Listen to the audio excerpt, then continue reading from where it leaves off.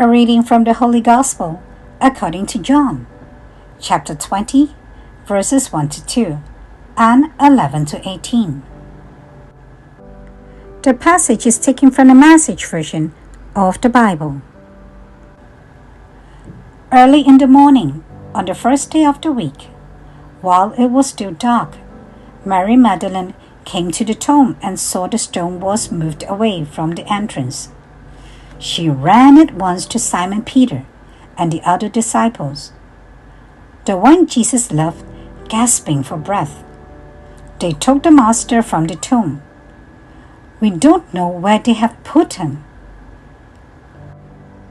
But Mary stood outside the tomb weeping. As she wept, she knelt to look into the tomb and saw two angels sitting there, dressed in white, one at the head and the other at the foot of where Jesus' body has been laid. They said to her, "Woman, why do you weep?" "They took my master," she said, "and I don't know where they put him." After she said this, she turned away and saw Jesus standing there, but she didn't recognize him. Jesus spoke to her, "Woman, why do you weep? Who are you looking for?" She, thinking that he was the gardener, said, "Sir, if you took him, tell me where you put him so I can care for him." Jesus said, "Mary." Turning to face him, she said in Hebrew, "Rabbouni," meaning teacher. Jesus said, "Don't cling to me, for I have not yet ascended to the Father. Go to my brothers and tell them, I ascend to my Father and your Father, my God and your God." Mary Magdalene went, telling the news to the disciples, "I saw the Master." And she told them everything he said to her. The Gospel of the Lord. Good morning. Today, on the 22nd of July, the church celebrates the feast of Mary Magdalene, Apostle to the Apostle. And we reflect on the Holy Gospel according to St. John chapter 20, verses 1 and 2 and 11 to 18. From darkness to mission. It was still dark. That is how the Gospel begins when Mary Magdalene walks to the tomb. How often this is true in our lives. When the heart is broken, the road unclear, and hope seems lost.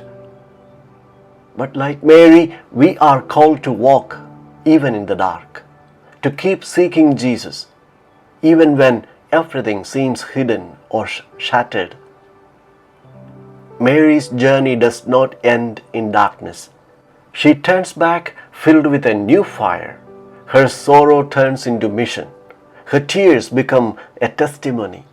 She becomes the first to proclaim, "I have seen the Lord." This is what love does. It runs, it announces, it cannot be kept silent. She recognizes the risen Jesus when he calls her by name, Mary. It is in this personal encounter that the darkness lifts. The risen Lord does not appear with spectacle, but in tenderness, with a voice that calls gently to the heart. And she answers, "Rabbouni," Master. From sinner to witness, from weeping to proclaiming, Mary becomes the first herald of the resurrection, the one whom the church rightly calls Apostle of the Apostles. This is a powerful reminder for us. No wound is too deep, no past is too broken for Jesus not to transform. Let us not cling to what was, but open ourselves to what is new, to the Spirit, to mission, to joy. Like Mary, let us go forth and tell the world Christ is alive. He calls us by name. And in the garden of our own hearts, may we hear that same question, what are you looking for? And may our answer be this, I am looking for you, Lord.